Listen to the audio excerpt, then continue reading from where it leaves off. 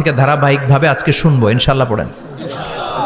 রব্বুল আলামিন বলেন, ফালা তা'লামু নাফসুম মা উখফিয়া লাহুম মিন কুররাতি আ'য়ুন জাযাআম বিমা কানু ইয়া'মালুন। কত সুন্দর জান্নাত আমি তোমাদের জন্য প্রস্তুত রেখেছি, তোমরা কল্পনাও করতে পারবে না, কল্পনাতেও আনতে পারবে না। ফালা তা'লামু নাফসুম মা উখফিয়া লাহুম, কত সুন্দর জান্নাত আমি রেখে দিয়েছি, পৃথিবীর কেউ এটা বলতে পারে না।